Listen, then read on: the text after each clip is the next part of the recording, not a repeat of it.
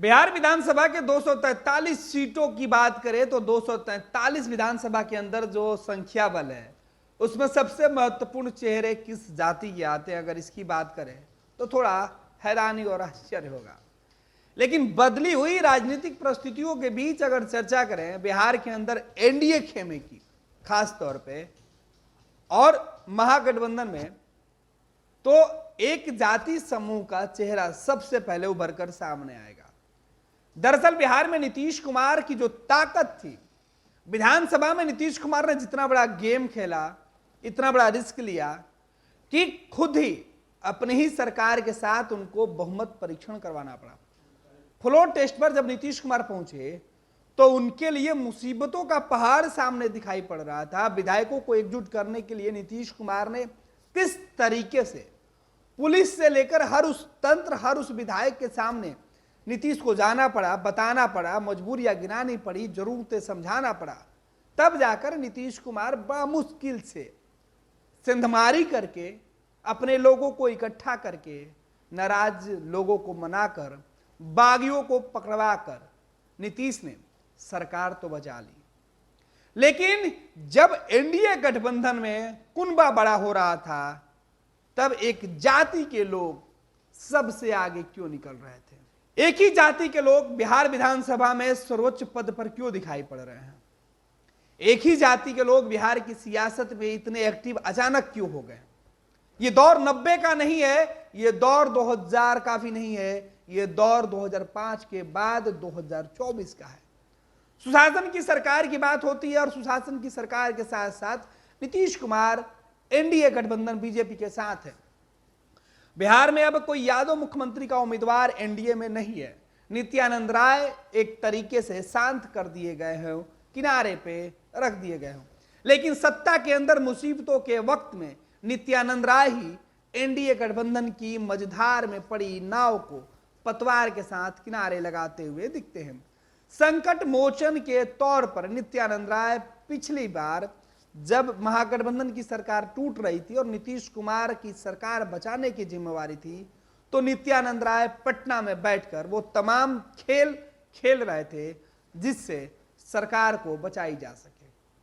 उस जाति के लोगों का वर्चस्व उस खेल के बाद इतना ज्यादा बढ़ गया कि बात सत्ता हो या विपक्ष, हर जगह केवल एक ही जाति के लोग सबसे सर्वोच्च पद पर दिखाई पड़ रहे हैं।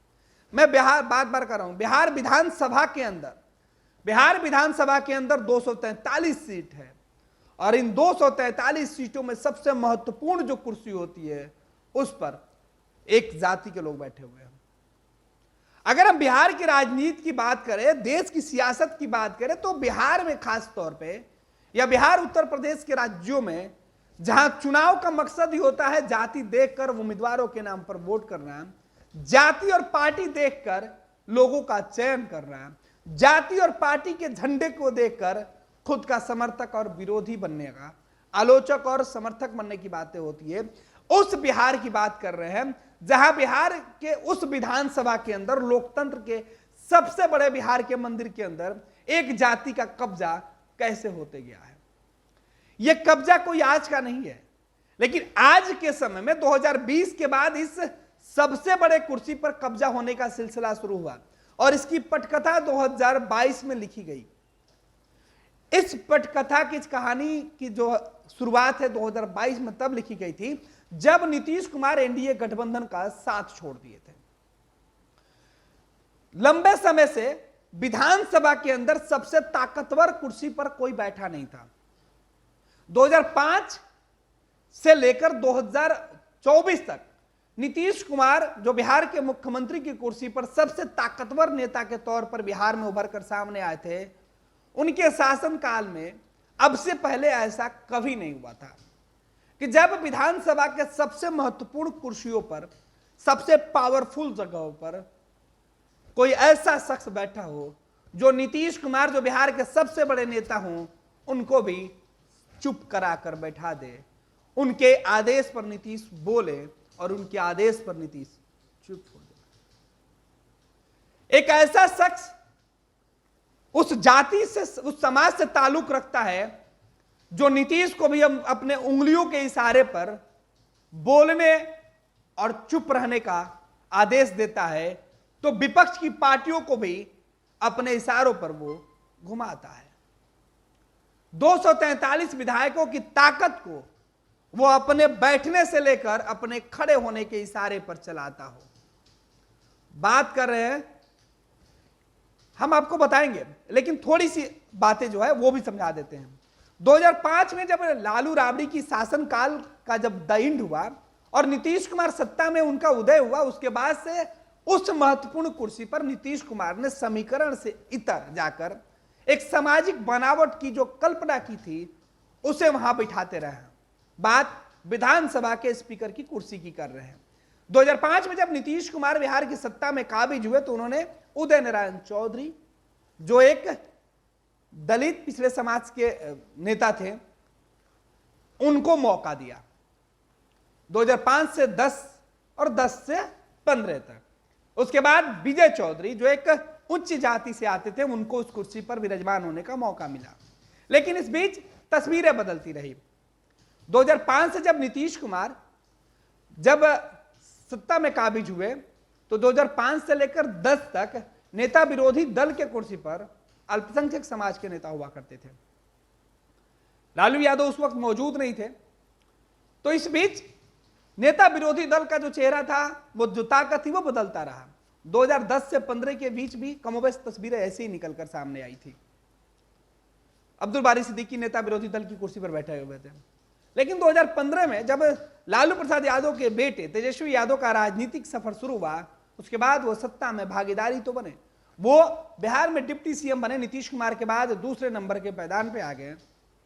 और फिर जब सरकार टूटी 2017 में, तो वो नेता विरोधी दल बन गए। उसके पहले तक सिद्दीकी साहब नेता विरोधी दल हुआ करते थे। लेकिन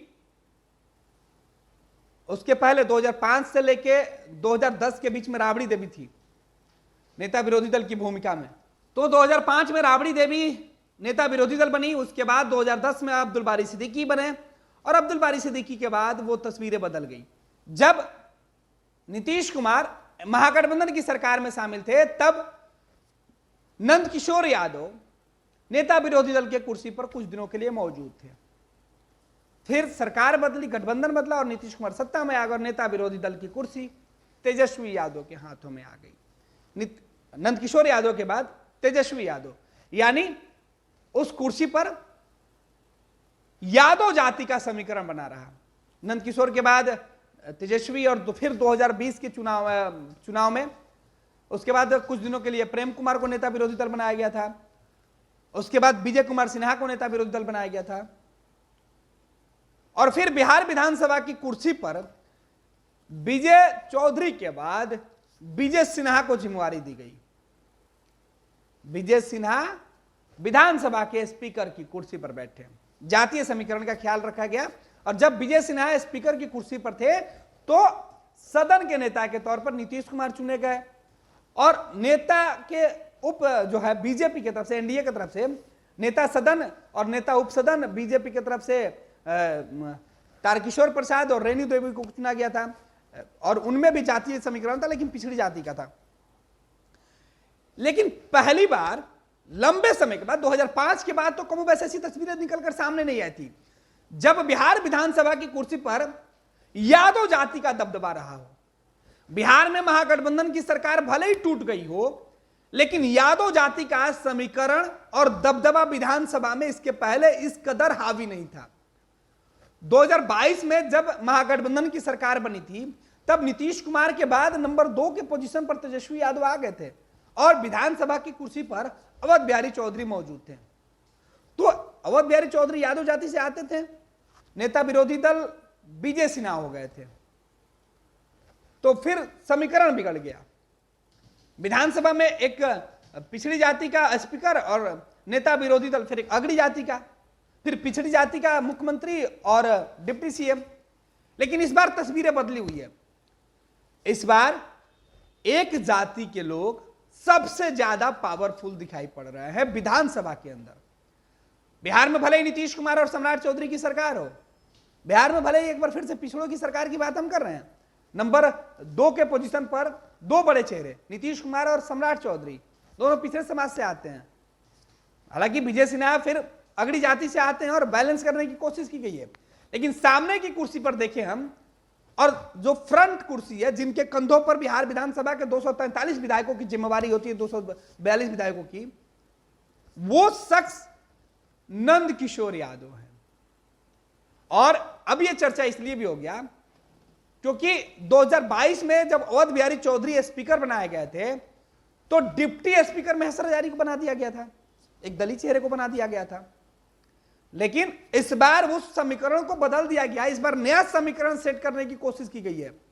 और यह नया समीकरण बता रहा है कि बिहार में एक जाति के लोगों को एनडीए के खास तौर पर जो पार्टियां एनडीए के अंदर जो शामिल है या जो नेता है उनको किस तरीके से गोलबंद किया जाए। स्पीकर के कुर्सी पर नंदकिशोर यादव, डिप्टी स्पीकर की कुर्सी पर नरेंद्र नारायण यादव की ताजपोशी की गई है। और यहीं से बिहार विधानसभा के अंदर एक जाति का सबसे बड़ा वो जो वर्चस्व है वो विधानसभा पर काबिज होते हुए दिखाई पड़ रहा है। विधानसभा के जो संविधान है, विधानसभा के जो कार्यप्रणाली, जो नियमावली है, उस नियम में 3 ही कुर्सी को सबसे महत्वपूर्ण माना गया है। मुख्यमंत्री, नेता सदन, नेता विरोधी दल और स्पीकर की कुर्सी को। और इस कुर्सी पर जब स्पीकर की कुर्सी पर जो है नंदकिशोर यादव हैं, डिप्टी स्पीकर की कुर्सी पर नरेंद्र नारायण यादव हैं और नेता विरोधी दल की कुर्सी पर तेजस्वी यादव हैं, तो यादव जाति से विधानसभा में 3 महत्वपूर्ण चेयर दिया गया है। यह बीजेपी, नीतीश कुमार और तेजस्वी यादव के समीकरण का ख्याल रखा गया है। एनडीए को यह लग रहा है कि अगर हम स्पीकर और डिप्टी स्पीकर यादव जाति से अगर हम देते हैं तो तेजस्वी यादव और लालू कुनबे को कमजोर किया जा सकता है। और लालू यादव को यह लग रहा है कि नेता विरोधी दल की कुर्सी पर अगर हम यादव जाति के को रखते हैं तो हम बाकी जातियों को एकजुट करके हम सरकार और समीकरण बना सकते हैं। लेकिन इन सब के पीछे की जो कहानी ये निकलकर सामने आई कि Yadav speaker, Yadav deputy speaker और यादव नेता विरोधी दल। और नीतीश कैबिनेट की अगर चेहरों की बात करें तो मुख्यमंत्री नीतीश कुमार के साथ 9 लोगों ने शपथ लिया मंत्रिपरिषद का, और इसमें भी एक यादव। और ये यादव अपने आप को अपने इलाके का सीएम है। विजेंद्र यादव की बात करें, नीतीश कुमार के सबसे भरोसेमंद, बिहार विधानसभा के सबसे वरिष्ठ सदस्य और बिहार मंत्रिमंडल के सबसे सीनियर मंत्री विजेंद्र यादव। तो सत्ता और विपक्ष के बीच यादव चेहरे की होड़ मची हुई है। बीजेपी यादव से दूर नहीं है, जेडीयू यादव के बगैर एक कदम आगे नहीं चल पा रहे हैं, और राष्ट्रीय जनता दल और पूरा महागठबंधन यादव के सहारे सदन में मौजूद है। यानी इस जाति के, इस समाज के लोगों का दबदबा बिहार विधानसभा के ऊपर किस तरीके से हुआ है यह समझिए। और यह तब हो रहा है जब देश के अंदर चुनाव 2024 का है, 2025 का चुनाव है, और बिहार में आर्थिक जो रिपोर्ट सामने आई थी, जातिगत गणना के बाद आर्थिक आरक्षण की बात कही जा रही थी, जातिगत आरक्षण की बात की जा रही थी, और इसमें जो बिहार में जो जनगणना की गई है, इस जनगणना की रिपोर्ट जब सामने आई, इस गणना की रिपोर्ट जब सामने आई तो बताया गया कि जाति का प्रतिशत अन्य जातियों की तुलना में अगर अकेले किया जाए तो सबसे ज्यादा है, 14% से ज्यादा इनकी आबादी है। तो अब इस आबादी पर बिहार विधानसभा की सभी राजनीतिक दलों की निगाहें हैं, और यही वजह है कि विधानसभा के सबसे महत्वपूर्ण कुर्सी पर नीतीश कुमार को सत्ता दे दीजिए, बीजेपी को सत्ता में बिठा दीजिए, लेकिन महत्वपूर्ण कुर्सी पर यही जाति के लोग आज भी काबिज हैं। तो जिस 15 साल की बात लालू राबड़ी शासनकाल को लेकर कहा जाता था कि दूर कर दिया गया था, नीतीश कुमार के शासनकाल में भी इस जाति का रुतबा, इस जाति की पकड़, और आज के समय में 2022 के बाद 2024 में जब विधानसभा के अंदर स्थिति बदली हुई है, तस्वीरें बदली हुई है, सत्ता विपक्ष और विपक्ष सत्ता में है, तब भी यादव जाति को लेकर जो समीकरण बैठा है वो बता रहा है कि इसके पहले 22 में जब अवध बिहारी चौधरी स्पीकर थे तो महेश्वर हजारी को बनाया गया था डिप्टी स्पीकर, लेकिन अब अचानक महेश्वर हजारी ने इस्तीफा दिया तो नरेंद्र नारायण यादव पर नीतीश कुमार ने बड़ा दांव खेला है। पहले से विजेंद्र यादव मौजूद थे, अब नरेंद्र नारायण यादव को डिप्टी स्पीकर बना दिया गया। इधर नंदकिशोर यादव को बीजेपी ने जो है स्पीकर बना दिया है। तो नंदकिशोर यादव को सपोर्ट करने के लिए सदन में नीतीश कुमार ने नरेंद्र नारायण यादव को डिप्टी स्पीकर बनाया, और इधर नेता विरोधी दल और तमाम महागठबंधन और विरोधियों को शांत कराने के लिए विरोध की जिम्मेवारी उठाने वाले नेता तेजस्वी यादव हैं। तो सरकार चलाने की जिम्मेवारी नीतीश कुमार के कंधों पर है, तो दूसरे तरफ विजेंद्र यादव के कंधों पर है। तो इस बार क्या बिहार में यादव को यादव से लड़ाने की जो रणनीति है वो उस पर काम हो रहा है? यह बड़ा सवाल है कि विधानसभा की सबसे महत्वपूर्ण कुर्सी पर स्पीकर भी यादव, नेता विरोधी दल भी यादव और मंत्री भी यादव, डिप्टी स्पीकर भी यादव। तो इन चार यादव को एक साथ मिलाकर आखिर कौन सा मैसेज देने की कोशिश की जा रही है कि क्या बिहार में यादवों का राज जो कहा जा रहा था खत्म हो गया था, उन यादवों को एक बार फिर से इकट्ठा करके उनकी ताकत दिखाने की कोशिश की जा रही है? यह बताया जा रहा है कि 2025 का और 24 का चुनाव है वो इस जाति को ध्यान में रख के लड़ा जाएगा, और हर कोई बताएगा कि इस जाति के सबसे बड़े समर्थक वही हैं, इस जाति के सबसे ज्यादा लाभ पहुंचाने वाले वही हैं, चाहे वो सत्ता पक्ष की पार्टियां हो चाहे वो विपक्ष की पार्टियां हैं। हर पार्टी के नेता यही कोशिश करने में जुटे हुए हैं। बीजेपी से नंदकिशोर यादव, नित्यानंद राय बैक से फील्डिंग कर रहे हैं, बीजेपी के बिहार में बैकबोन है। नित्यानंद राय अगर नहीं होते बिहार के अंदर, बिहार की एक्टिव सियासत के अंदर, तो शायद बीजेपी आज जिस मुकाम पर है वहां नहीं होती। तो बीजेपी को समझने वाले लोग अच्छे से जानते हैं कि नित्यानंद राय अभी भी तेजस्वी यादव की जो पार्टी है, लालू यादव की जो पार्टी है, उसके अंदर जो सर्जिकल स्ट्राइक करने की बात है, ऑपरेशन लोटस करने की जो जरूरत है वो कर रहे हैं। और एक और चीज सबसे ध्यान देने वाली बात है कि विधानसभा में 2024 के अंदर अगर सरकार बनाने के लिए जो बहुमत का आंकड़ा था और जिस फ्लोर टेस्ट की गिनती हो रही थी, उस फ्लोर टेस्ट में लालू और तेजस्वी यादव के सपनों को कैसे चकनाचूर किया गया?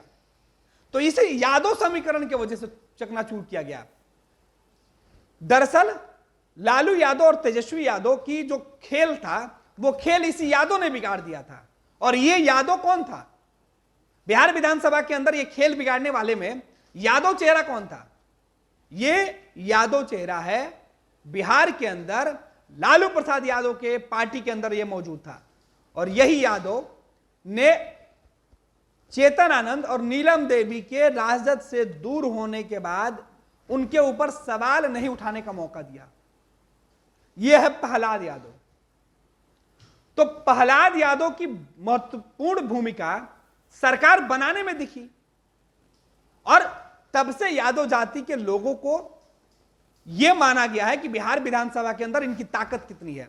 ये यादव जाति के लोग चाहेंगे तो सरकार चलाएंगे, चाहेंगे तो सरकार गिरा देंगे। एक प्रहलाद यादव आरजेडी छोड़कर जब बीजेपी और जेडीयू खेमे में पहुंचा, एनडीए में पहुंचा, तब तेजस्वी यादव को अपनी कमजोरी का एहसास होने लगा। उनको पहले से पता था कि जो नीलम देवी हैं या फिर चेतन आनंद है उनके साथ सदन में खड़ा नहीं रह पाएंगी या नहीं रह पाएंगे, लेकिन प्रहलाद यादव को लेकर इन्होंने सोचा भी नहीं था। और तमाम जो कोशिश इनकी थी और इनके हर पैंतरे का काट एक प्रहलाद यादव ने एनडीए के खेमे में जाकर तेजस्वी की सारी बनी बनाई रणनीति को मात दे दिया। और उसके बाद नतीजे देखिए, प्रहलाद यादव एनडीए गठबंधन में, नीतीश कुमार की सरकार बचाने के लिए Nandkishore Yadav speaker, Narendra Narayan Yadav deputy speaker, Tejashwi नेता विरोधी दल सदन के अंदर। और सदन के अंदर जो सदन के नेता और नेता विरोधी दल की जो भूमिका होती है वही महत्वपूर्ण होती है। तो चार यादव ने मिलकर बिहार विधानसभा की जो अभी कमान है वो पकड़े हुए हैं, मजबूती से अपने कंधों पर इस जाति ने भार उठाया हुआ है, और यह बता रहा है कि आने वाले वक्त में इस जाति का क्या कुछ महत्व होने जा रहा है।